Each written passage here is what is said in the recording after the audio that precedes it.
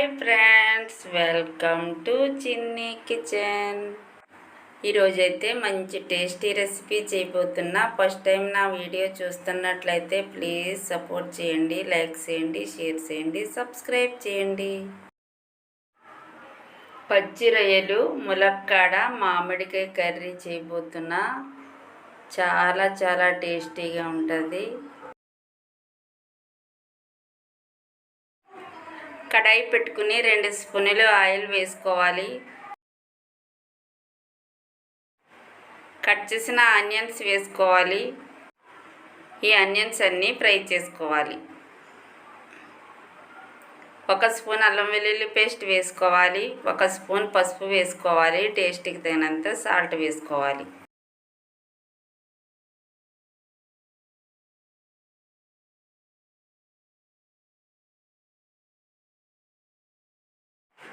Onions అన్నీ fry అయిపోయిన తర్వాత క్లీన్ చేసి పెట్టుకున్న పచ్చి రొయ్యలు వేసుకుని మిక్స్ చేసుకుని 2 నిమిషాలు కుక్ చేసుకోవాలి.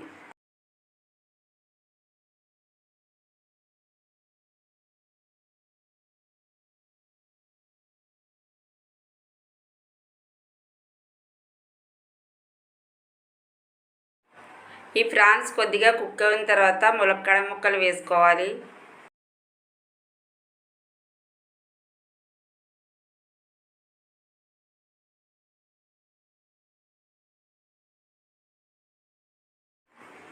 ఇవన్నీ మిక్స్ చేసుకుని మూత పెట్టుకుని కుక్ చేసుకోవాలి.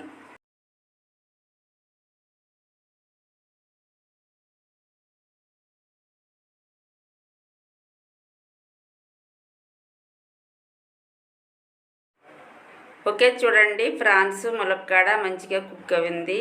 ఇప్పుడు 3 స్పూన్ల కారం వేసుకుని 1 గ్లాస్ వాటర్ వేసుకుని మూత పెట్టుకుని కుక్ చేసుకోవాలి. ఈ కర్రీలో వాటర్ వేసే వీడియో మిస్ అవ్వింది. ఓకే, చూడండి కర్రీ అయితే కుక్ అయింది. ఇప్పుడు కట్ చేసి పెట్టుకున్న మామిడికాయ ముక్కల్ని వేసుకోవాలి. నేనైతే ఈ టెంకతో వేసేస్తున్నా. ఈ టెంక తింటే చాలా టేస్టీగా ఉంటుంది.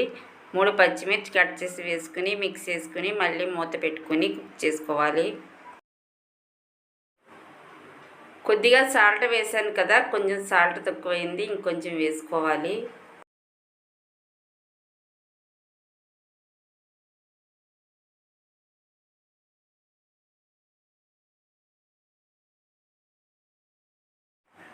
కర్రీ అయితే రెడీ అయిపోయింది. కొద్దిగా మసాలా పొడి వేసుకోవాలి.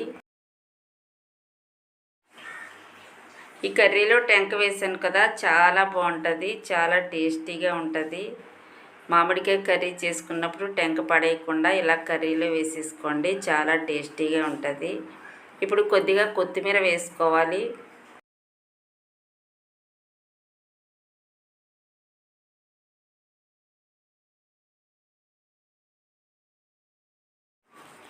ములక్కాడ, పచ్చి రొయ్యలు, మామిడికాయ కర్రీ అయితే రెడీ అయిపోయింది. టేస్ట్ మాత్రం చాలా బాగుంటుంది.